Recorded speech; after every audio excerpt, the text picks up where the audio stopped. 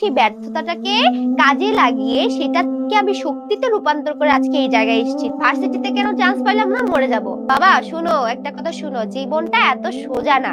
তোমরা যারা ভাবো দুঃখ কষ্ট আসলে জীবন শেষ, আমরা করে মরে গেছি, তাদের উদ্দেশ্যে লেখিকা একটা কথা বলতেছে যে দেখো, জীবনটা এত সহজ একটা ব্যাপার না। তোমরা যে ভাবো এরে পাইলাম না, ওরে পাইলাম না, মরে যাবো, আব্বা কেন আইফোন কিনা দিল না, মরে যাব।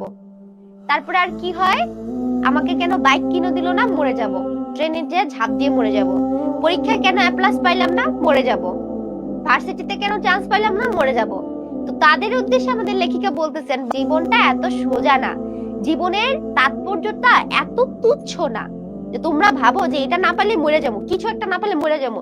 এই যে মরে যাওয়ার একটা যে প্রবণতা এখনকার সময়ে, তো এই জন্য লেখিকা তাদেরকে বলতেছে যে জীবনের উদ্দেশ্য এবং তাৎপর্যটা আরো বিস্তৃত। বিস্তৃত মানে কি, আরো বড়। আমাদের জীবনের উদ্দেশ্যটা আরো অনেক বড়, হ্যাঁ, অনেক মহৎ। অর্থাৎ আমরা চাইলে আমাদের জীবনটাকে আরো সুন্দরভাবে সাজাইতে পারি। একটা জিনিস পাই নাই তো কি হয়েছে, আরেকটা চেষ্টা করি। এ প্লাস পাই নাই তো কি হয়েছে, আমিও এ প্লাস পাই না, আমি এসএসসি তে এ প্লাস পাই নাই, কিন্তু আমি কি জীবনে সফল না?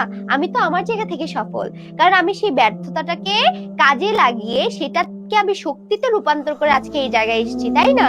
তাহলে এ প্লাস পাই নাই বলে, গোল্ডেন পাই নাই বলে দুঃখ পাওয়ার তো কোনো কারণ নাই, কিন্তু চেষ্টা করতে হবে। তাই বলে আমি একদম পড়লাম না, আবিদাপু তো পাই নাই, তার মানে আমিও পাবো না, এই চিন্তা রাখলে কিন্তু আবার হবে না।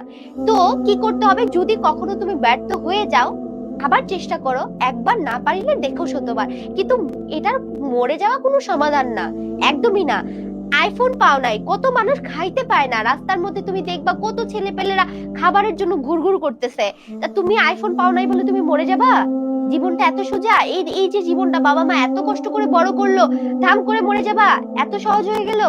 না, এটা করা যাবে না, কারণ আমাদের জীবনের উদ্দেশ্য, আমাদের জীবনের যে মহৎ উদ্দেশ্যগুলো, সেগুলো আরো অনেক বড় বড়, তাই না? আচ্ছা।